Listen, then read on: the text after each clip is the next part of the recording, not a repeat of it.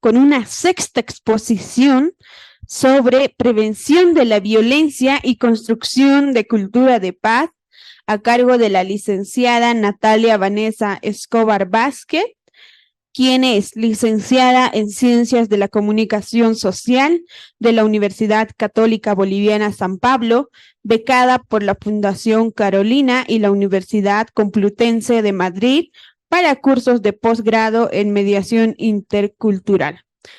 Asimismo, la licenciada Natalia ha sido becada por el Comité Central Menonita y la Universidad Menonita del Este, Harrisonburg, Virginia, en Estados Unidos, para estudios en posgrado en superación del trauma y resiliencia, estrategias de construcción de paz. Es expertise temática especialmente relacionada con la construcción de cultura de paz, bien común, estrategias de superación del trauma y resiliencia, interseccionalidad de género, violencia, violencia basada en género, acción sin daño, análisis y gestión constructiva de conflictos, negociación, teoría del cambio social y diálogo social. Estimada licenciada Natalia, bienvenida, el espacio es suyo. Gracias. Muchísimas gracias, buenos días. Quiero empezar agradeciendo a la Dirección Ejecutiva de la institución CEPAMOS, autoridades nacionales de la Universidad Privada San Francisco de Asís por esta invitación. Buenos días a todas y todos los presentes. Yo les voy a contar un poquito a lo largo de estos años algunas reflexiones que tengo a partir de los estudios, de las investigaciones que se han realizado en cultura de paz y violencia.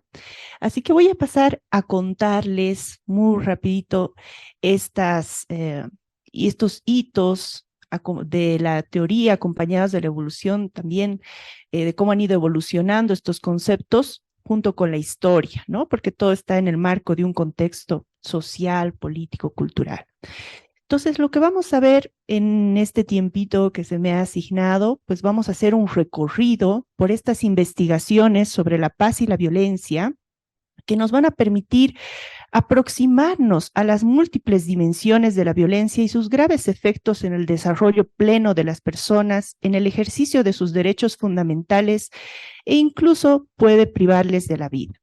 La ponencia sigue las líneas teóricas de Johan Galtung, Bourdieu, Boff, John Paul Lederach, Fisas, entre otros. Y, por ejemplo, cómo define Johan Galtung la violencia estructural, nos dice que está instalada en el sistema, causa hambre, miseria, enfermedad o incluso la muerte. En la obra de Bourdieu vamos a ver cómo la violencia simbólica se refiere a la violencia ejercida a través de la imposición de una visión del mundo, de roles sociales, de categorías cognitivas y de estructuras mentales. Es una violencia invisible que se ejerce con el consenso y el desconocimiento de quien la padece y esconde las relaciones de fuerza subyacentes a la relación en la que se configura. Es prioritario para el concepto de cultura de paz que implique también atacar y mitigar las causas estructurales y simbólicas que producen la violencia. Es así que la construcción de cultura de paz, recuperando lo dicho por Galtung, se manifiesta en los esfuerzos, actividades y estructuras para reducir y acabar con la violencia y construir relaciones saludables entre individuos, comunidades y naciones.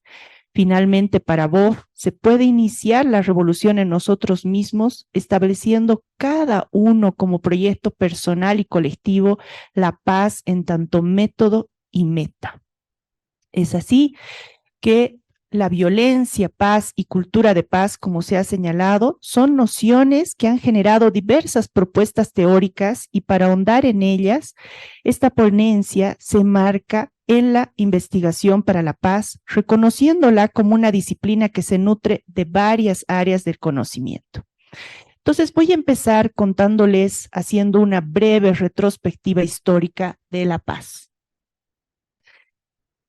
Históricamente se habla de paz desde los orígenes de las civilizaciones y como veremos a continuación, es un concepto que ha ido evolucionando. Es así que iniciamos este recorrido con la tradición greco-romana, que plantea la paz como el periodo entre guerras y libre de la perturbación de desórdenes internos. En el mundo griego, la paz e Irene, que justamente nos acompaña también hoy día, fue reconocida como un valor autónomo. Con la formación de ciudades, estados, surgió la idea de la paz en el sentido de un contrato jurídico institucional.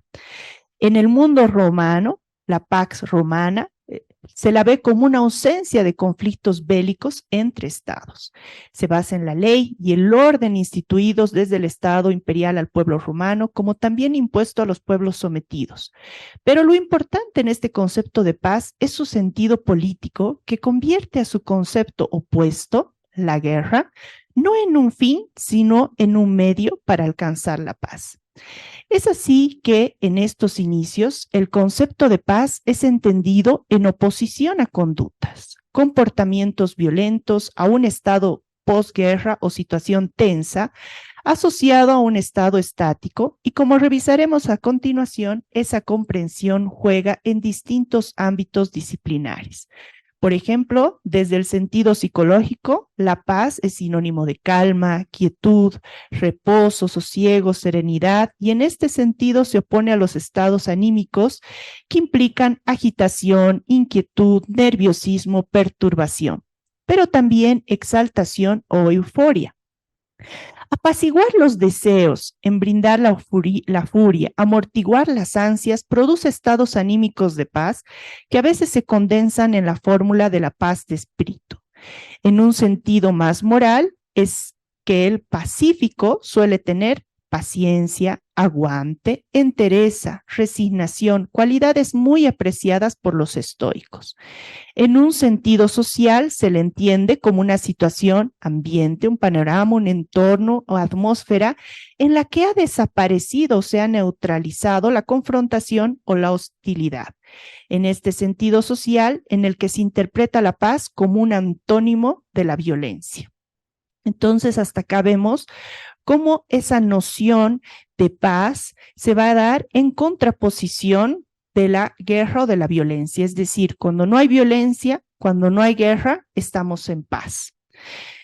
Todo esto cambia en los años 70 con Johann Galtung, quien nos va a proponer una mirada mucho más integral de lo que es la violencia y va a salir de ese lugar, ¿no? Va a salir de ese lugar de pensar la paz que solo está cuando hay una ausencia de guerra o en contraposición a la violencia.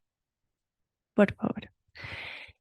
Entonces él nos va a decir, la paz no es ausencia de guerra, sino la ausencia de la violencia estructural, la armonía del ser humano consigo mismo, con los demás, con la naturaleza.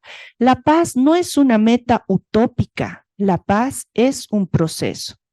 Entonces, Johann Galtung nos establece una diferencia fundamental, la distinción entre violencia directa, violencia estructural, y se ha de entender la primera como la agresión física directa y la segunda como aquella que es inherente a las estructuras sociales, sinónima de la injusticia social. Entonces, estos tipos de violencia son una preocupación histórica de la humanidad. La violencia y la paz han sido analizadas desde los ámbitos político, religioso, mítico, filosófico.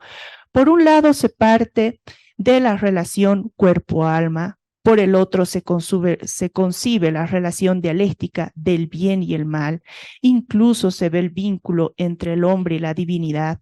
En el ámbito más humano se analiza que las actitudes como la envidia y el orgullo son enemigos de la paz.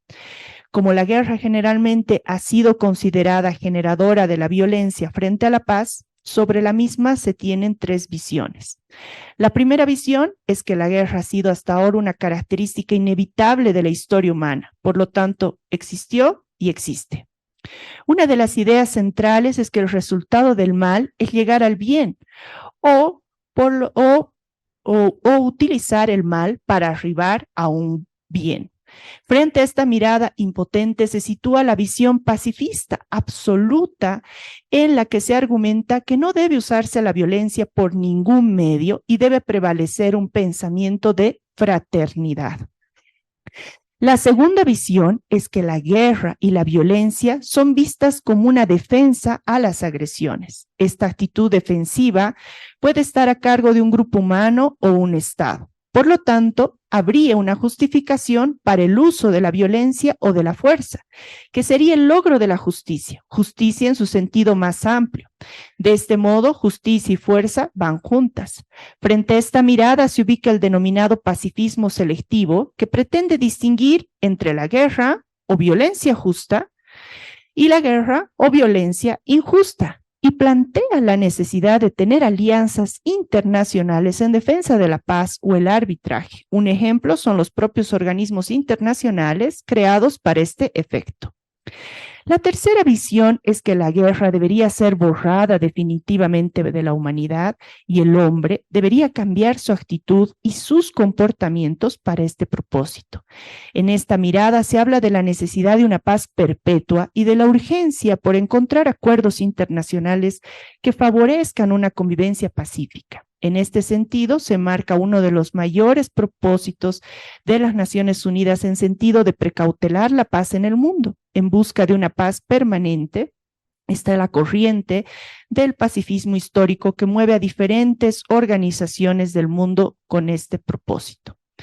Galtung entiende la violencia como un insulto a las necesidades básicas de los seres humanos y de modo más general a la vida, llenado el nivel real de satisfacción de las necesidades por debajo de la realización potencial.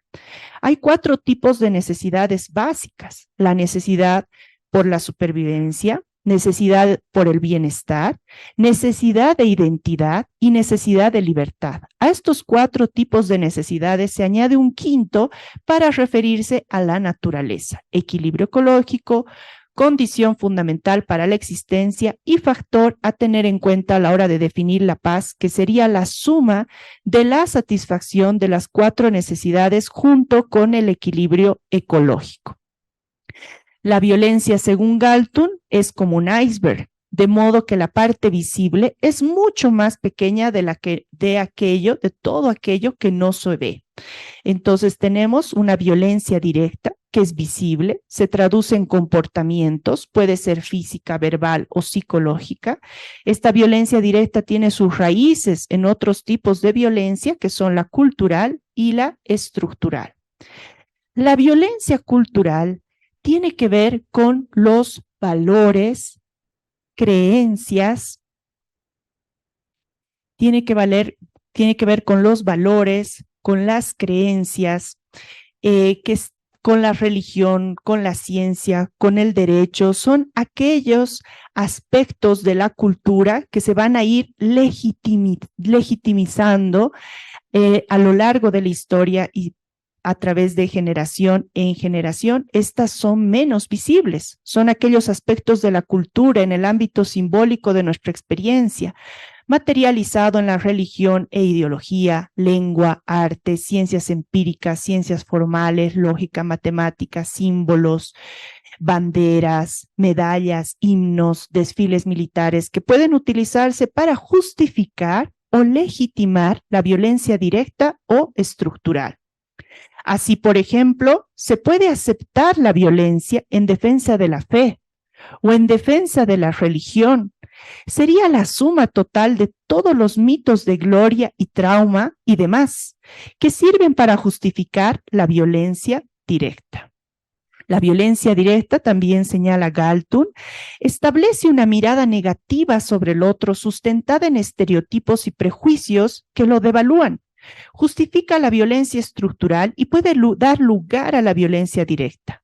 Es frecuente que la violencia cultural llegue a naturalizarse, es decir, que la sociedad llegue a aceptarla como parte del orden natural de las cosas, como ocurre con los fenómenos de la discriminación y el racismo. La violencia estructural niega las necesidades, se basa en la opresión y la explotación. Se trata de la violencia intrínseca a los sistemas sociales, políticos y económicos mismos que gobiernan las sociedades, los estados y el mundo. La violencia estructural se origina por un conjunto de estructuras, tanto físicas como organizativas, que no permiten la satisfacción de las necesidades. Es una forma de violencia que no es tan visible como la violencia directa, pues quien la ejerce no es una persona o una entidad claramente identificable. Tiene efectos muy graves, puesto que priva a las personas de posibilidades de desarrollo pleno, limita el ejercicio de sus derechos fundamentales e incluso puede privarles de la vida. El término violencia estructural es aplicable en aquellas situaciones en las que se produce un daño en la satisfacción de necesidades humanas, supervivencia, bienestar, identidad o libertad. De acuerdo con Galtung, las dos principales formas de violencia estructural externa a partir de la política y la economía son la represión y la explotación. Se consideran casos de violencia estructural aquellos en los que el sistema causa hambre, miseria, enfermedad o incluso la muerte a la población. En este sentido, el aporte trascendental de Galtung es el que plantea que las condiciones para la paz van mucho más allá del orden, del equilibrio social o la estabilidad del sistema, condiciones que se reducen al ámbito del conflicto internacional. Y más bien la paz exige como precondiciones la igualdad y reciprocidad en las relaciones e interacciones humanas que afectan a todas las dimensiones de la vida, a la psicología, a la economía, a las artes, a la política e incluso al culto o a la religión.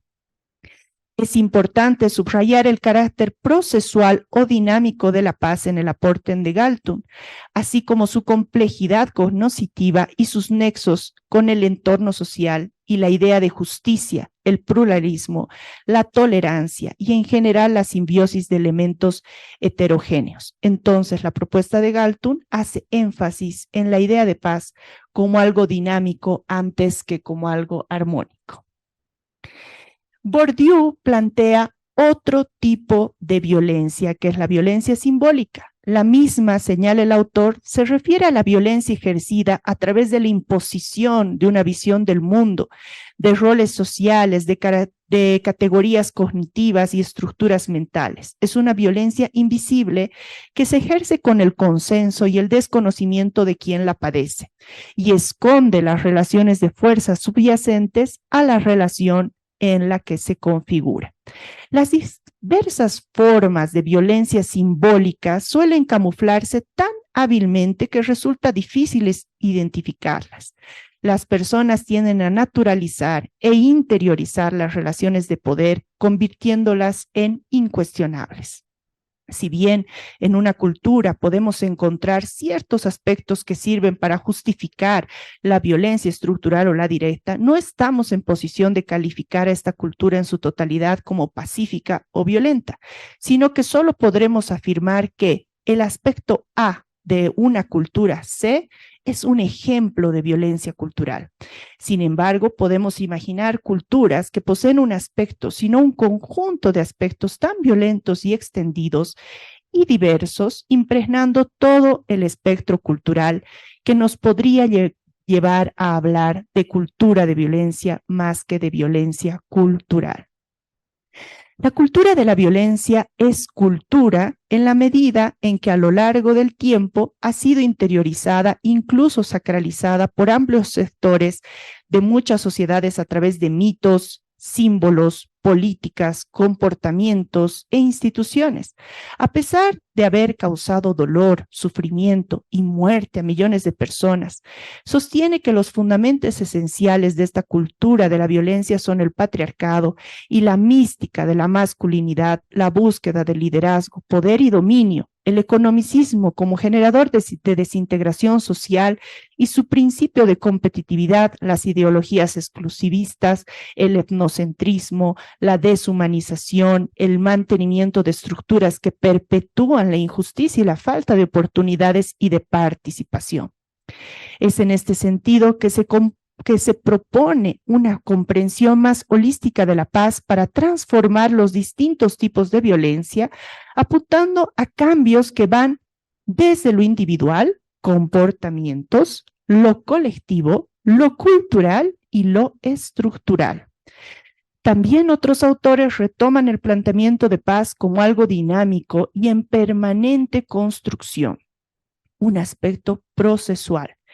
Es un determinado estado de convivencia mediante el cual los seres humanos comparten con sus semejantes la posibilidad de obtener la satisfacción de sus necesidades básicas, de desarrollar sus potencialidades y lograr realizarse como personas. Es un estado de convivencia, pero de ninguna manera podemos interpretar esto como una situación estática.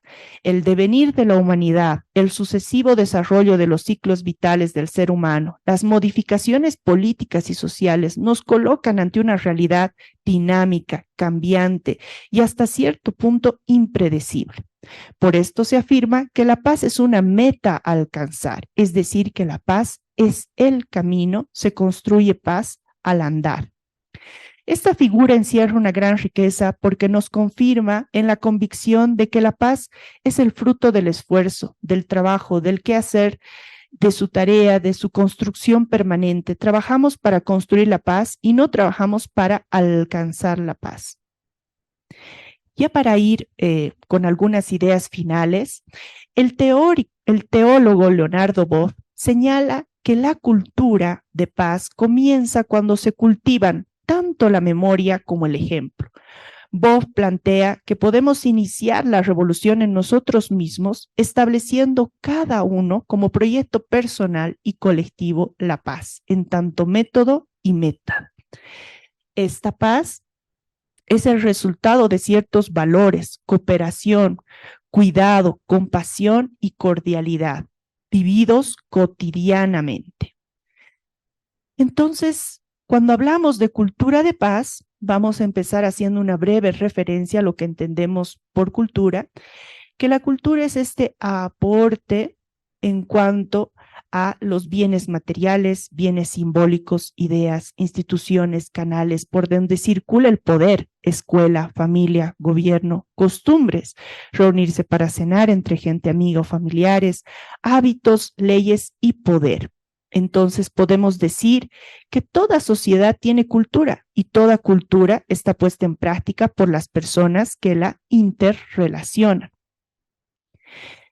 La cultura no solo tiene un aspecto social, también tiene un aspecto individual. Sobre la base de esos aprendizajes de la socialización, las personas vamos diferenciando nuestros grupos, nuestros valores relativos, nuestra forma de ver la vida, nuestra propia escala de valores, aunque este último cambia con el tiempo y la sociedad. Es el proceso que nos permite acumular y transformar todo aquello que tomamos en el aspecto social, es decir, tamizamos lo que aprendemos. A partir de estos conceptos de cultura, profundizaremos entonces la comprensión de cultura de paz. Se podría decir que en todas las culturas existe una conceptualización de paz en todos estos ámbitos geográficos y en todos los momentos históricos. La cultura de paz es una forma de convivencia social y cultural que se caracteriza por la vivencia de los derechos humanos, el desarrollo sostenible, el desarrollo humano, la justicia, el respeto de las diferencias, la democracia, la relación con la naturaleza, la superación de la pobreza y la solidaridad que vincula componentes universales y nacionales. La cultura de paz no es sinónimo de cultura homogénea ni de la desaparición de las diferencias y los conflictos, sino de una cultura por el respeto a la diferencia, de la negociación, de la concertación y del diálogo, de una cultura en la que el desarrollo debe estar centrado en los seres humanos.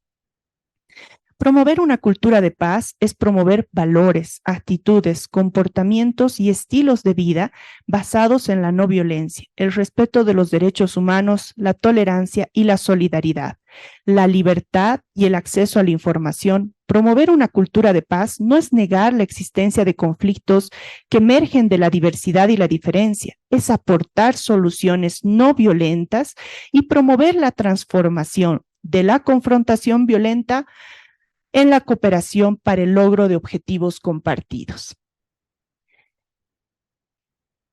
Jean Paul Lederach, uno de los exponentes más importantes de la cultura de paz, afirma que la construcción de paz es una tarea compleja, un reto abrumador.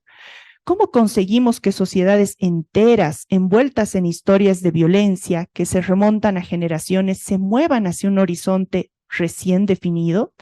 A estas interrogantes se suma la reflexión que realiza sobre la necesidad de dar un espacio a la imaginación moral en los asuntos humanos.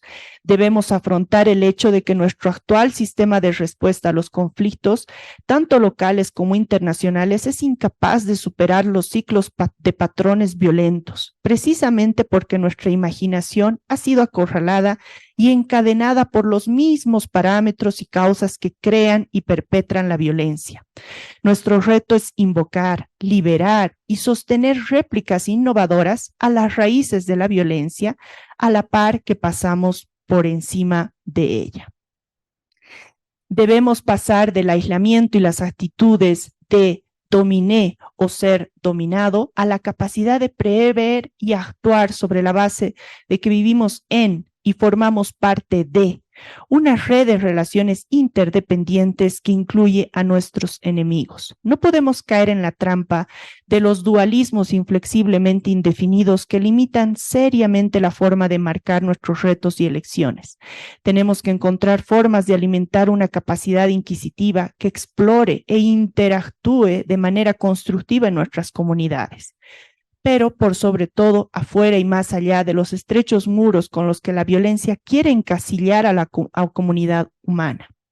Debemos vivir con la confianza de que la creatividad está siempre a nuestro alcance. Como una semilla en la tierra, la capacidad creativa permanece latente, llena de un potencial que puede dar origen a florecimientos inesperados que crean puntos de inflexión y sostiene el cambio constructivo. Debemos desenmascarar y romper la falsa promesa que confía en la violencia como la defensora y prevedora de la seguridad. Aceptando la vulnerabilidad, debemos arriesgarnos a ir a terrenos desconocidos e impredecibles y procurar el compromiso constructivo de aquellas personas y cosas que menos comprendemos y más tenemos. Tenemos que abordar el inevitablemente peligroso pero absolutamente necesario viaje que se abre camino de vuelta a la humanidad y a la construcción de una auténtica comunidad. Entonces, Jean Paul Lederach nos propone estas tres metáforas. Por un lado, esta idea de la frutilla, en la que nos va a mostrar que todas las situaciones o el contexto social va a tener un episodio y un epicentro. El episodio es aquello que está visible, que todos vemos, observamos, pero debajo de ello hay raíces profundas, profundamente arraigadas en la historia y en la estructura de nuestra sociedad, que van a ir silenciosamente avanzando. Por más de que nosotros arranquemos la frutilla, es decir, el episodio, lo arranquemos de una, lo cortemos de una, esa raíz va a seguir ahí. No quiere decir que se está cambiando las cosas, sino que el proceso de transformación tiene que ver con primero hacer una radiografía de esto y poder visibilizar la frutilla y las raíces. Ahí yo empezaré a comprender estas situaciones de violencia que van a ir mucho más allá de un comportamiento o de una conducta, sino que van a responder a estas desigualdades sociales, como hemos mencionado hace un momento, la violencia cultural y la violencia estructural. Por otro lado, Lederach nos dice, este trabajo no lo podemos hacer solo nosotros, ¿no? Todos tenemos que aportar efectivamente desde el lugar en el que estamos, podemos contribuir, pero necesitamos aliados. Así como una arañita, vamos a tejer nuestra telaraña, vamos a marcar puntos claves de anclaje que nos va a permitir conectarnos entre distintos actores, instituciones que están contribuyendo a la construcción de cultura de paz. Y ahí está, por ejemplo, CEPAMOS, con todas las acciones que realizan de intervención, temas de violencia sexual en niñas, niños y adolescentes en el Alto y en La Paz. Y esta intervención es clave y no tampoco lo hace solo, porque ellos comprenden que necesitan de otros aliados fundamentales para el objetivo y para los logros que se han propuesto y para contribuir a la construcción de cultura de paz. Entonces está Maya Paya Quinza, por ejemplo, en el Alto, que realiza una tarea increíble, al igual que Sepamos o Fundación Machaca Mauta en La Paz. Entonces, y así muchas otras instituciones que yo estoy segura que en este momento están ustedes representando a varias instituciones, colectivos, organizaciones que tienen como objetivo final la construcción de cultura de paz. Entonces están en esa telaraña y este congreso es una enorme oportunidad para que entre ustedes pueda crearse, generarse esa red, conocerse, intercambiar contactos, intercambiar el trabajo que realizan, sobre todo en las mesas de trabajo, compartir experiencias y a partir de ahí caminar juntos. Ese es el enorme reto. Finalmente, otra de las metáforas que me gusta mucho que utiliza Ledrach, y con esto termino mi ponencia, es el de la levadura en el pan, ¿no? O sea, es decir, que Ledrach va a decir, necesitamos esos quienes estratégicos, esa masa estratégica, esa masa crítica que va a ser como la levadura en el pan. O sea, que el impacto, las acciones que cada una y cada uno de ustedes realiza en sus entornos más próximos pueda tener un mayor impacto, ¿no? Que tiene un impacto mayor y tiene una resonancia con su entorno. Y así, como varios de ustedes, que son esa masa crítica, que son esos quienes estratégicos, que son esas arañitas que están tejiendo las redes, así vamos a poder construir paz. Gracias. Ahora vamos a ingresar a un sector de preguntas, ¿no? Tenemos por el momento una pregunta. Sodan, por favor. Bueno, antes de hacer lectura a esta pregunta, les pedimos por favor de que si tienen alguna pregunta, que lo realicen en los papelitos, que el personal de Sepamos está caminando por los pasillos. Bueno, la pregunta dice así: ¿cómo se construye cultura de paz desde la educación cuando desde la historia se nos enseña a odiar a los españoles y a los chilenos? Sí, gracias. Justamente lo que mencionábamos hace un momento, ¿no? Hay instituciones que van a ser las que van a como reproducir ideas, actitudes, y en este caso una de las instituciones que va a perpetrar algunos de los aspectos de cómo vamos a tratar al diferente es sin duda la escuela, ¿no? La educación. La educación junto con la iglesia, la familia, son instituciones que van a ir reproduciendo estos tipos de violencia cultural, estos mensajes, estos estereotipos, estas construcciones del otro como un enemigo, ¿no?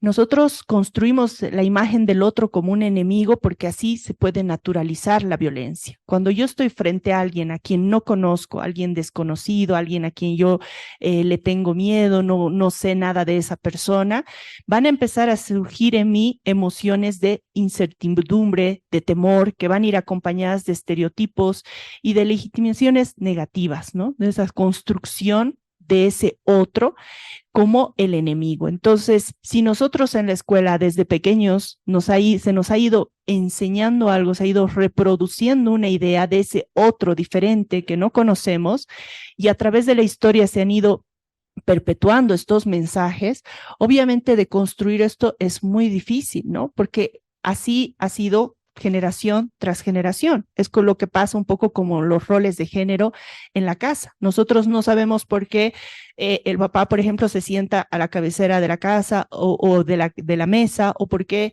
la mamá es la última en sentarse a comer porque está trayendo una cosa, trayendo otra, ¿no? Son como esas relaciones, roles de género que se van transmitiendo de generación en generación, que están ahí, siempre ha sido así. Entonces, parte por esta idea de cuestionarnos, ¿no? Cuestionarnos y justamente en la escuela se empieza a trabajar esta idea a nivel de lo educativo, ¿no? De que nosotros tenemos que empezar a ver no la imagen del otro como un enemigo, sino del otro diferente a quien tenemos que respetar, acompañar, escuchar activamente y recién formarnos una opinión respecto de eso, ¿no? Entonces, efectivamente, a nivel de la violencia cultural, entre las instituciones que van a reproducir estos tipos de violencia, sin duda está la escuela, ¿no? Por eso es tan importante intervenir y sensibilizar con estos temas en todos esos ámbitos, la familia, la escuela, también imagínense en todo el lenguaje y el discurso político, eso tiene una enorme influencia en la sociedad, ¿no? Gracias.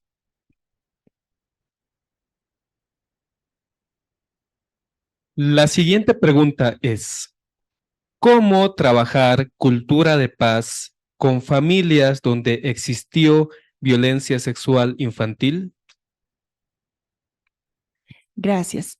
Yo estoy en un proceso de aprendizaje en lo referente a la violencia sexual, niñas, niños y adolescentes, y estoy aprendiendo justamente de la mano de las instituciones que les mencionaba hace un momento, CEPAMOS, Maya Paya Quinza y Fundación Machaca Mauta, que me da mucha pena que no estén acá sentadas junto conmigo o teniendo un espacio en este congreso en los que ellos puedan contar justamente esta experiencia.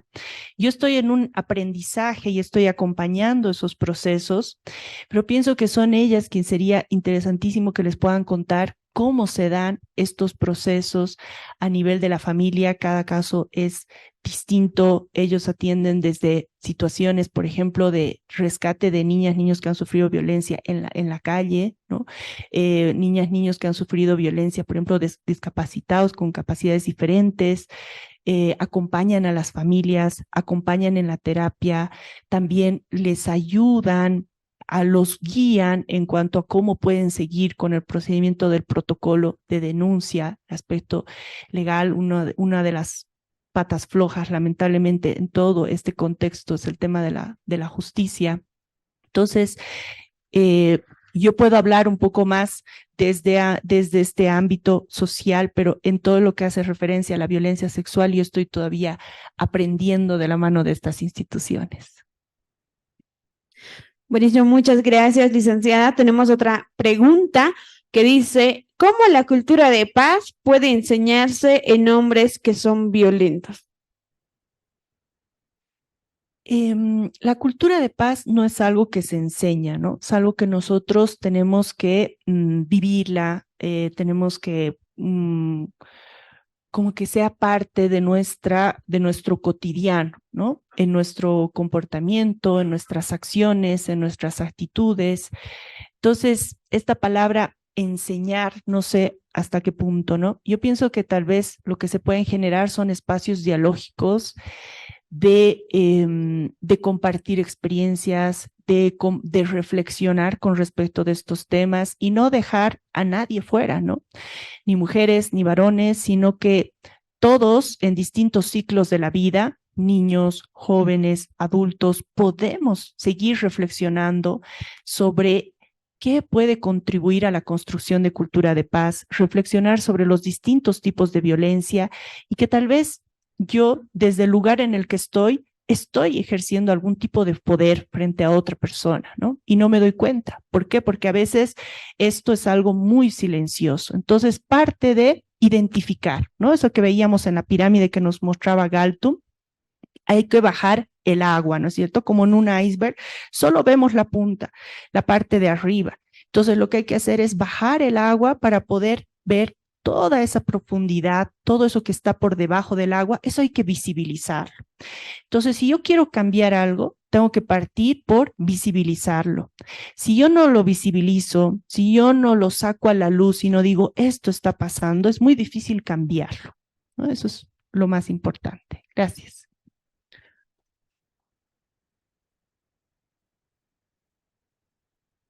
Perfecto, tenemos dos preguntas más. La siguiente pregunta es, ¿cuáles son las claves de la cultura de paz a partir de un enfoque holístico?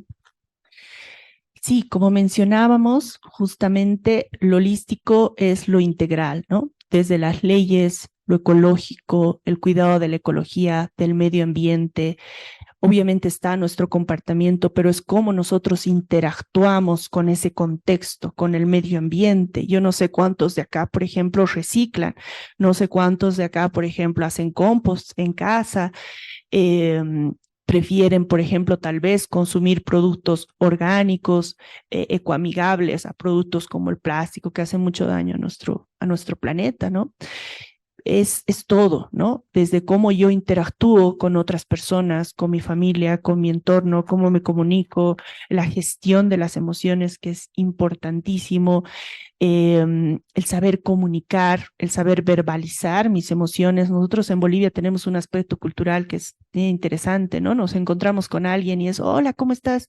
Bien, mal, pero no son emociones, ¿no es cierto? Bien, mal, no son emociones. Entonces, nos cuesta mucho verbalizar, ¿no? Decir, estoy preocupada, estoy frustrada, estoy ansiosa, estoy feliz, estoy, no sé, esperanzada, etcétera. Tantas cientos de palabras que nos pueden ayudar a describir el cómo nos sentimos, pero lo reducimos a bien, mal, ¿no?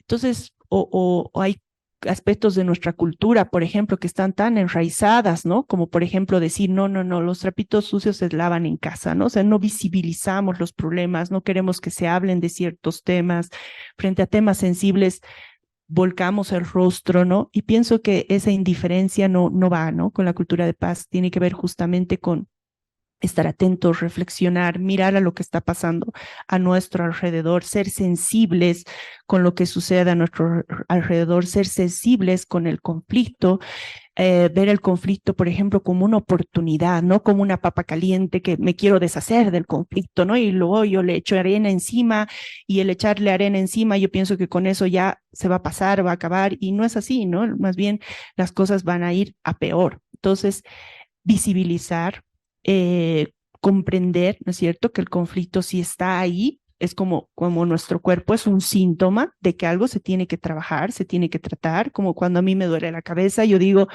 ¿por qué me duele la cabeza? Hace calor, tal vez algún tema con la presión o algún tema, mi cuerpo está hablando, ¿no es cierto? Me está diciendo que hay algo en mi cuerpo que no está bien, que lo tengo que atender. Lo mismo es el conflicto en la sociedad.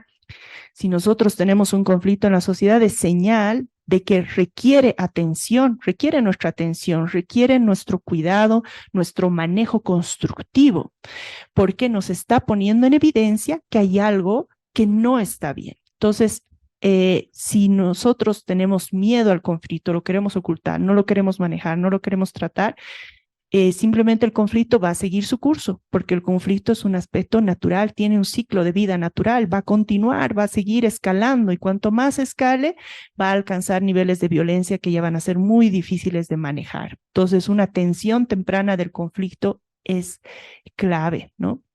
Otra área es toda el área que tiene que ver con lo estructural, ¿no? No podemos nosotros hablar de paz si no hablamos de justicia, si no hablamos de igualdad, si no hablamos de derechos humanos, del respeto a los derechos humanos, del desarrollo humano, si no hablamos de cómo podemos mejorar las condiciones de pobreza, si no podemos satisfacer las necesidades básicas de las personas, si no hablamos de libertad, etcétera. Es decir, tenemos que atender de manera integral, ¿no? Por eso todas las instituciones públicas a nivel del Estado, a nivel central, son claves actores en esta telaraña, ¿no? Porque hay que caminar juntos, instituciones públicas, privadas, la escuela, la familia, comunidad, organizaciones, colectivos y, por supuesto, entidades del Estado, ¿no? De la central y de las subcentrales, de las departamentales, de las municipales, del ámbito rural, urbanos. Es decir,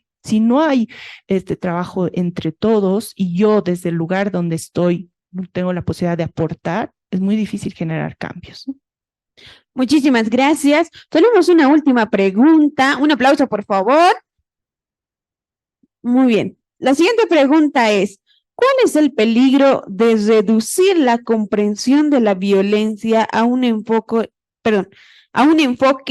estructuralista que solo se interesa en el poder?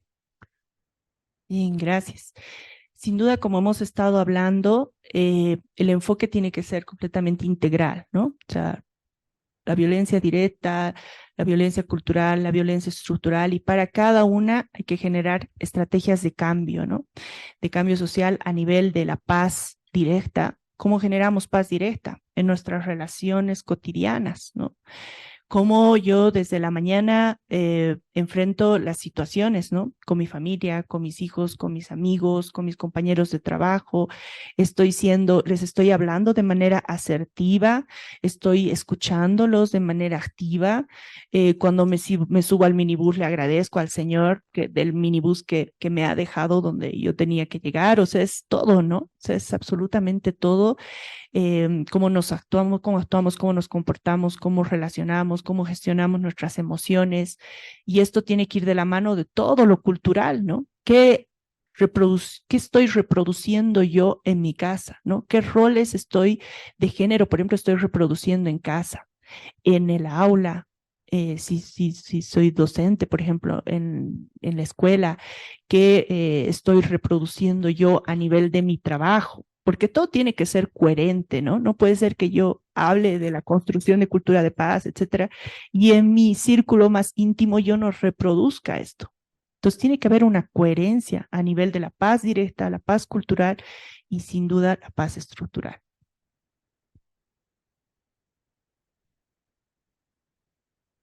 Agradecemos la participación y la ponencia de la licenciada Natalia Escobar Vázquez e invitamos a la licenciada Jacqueline Butrón, por favor, a que haga la entrega del certificado de reconocimiento a la licenciada.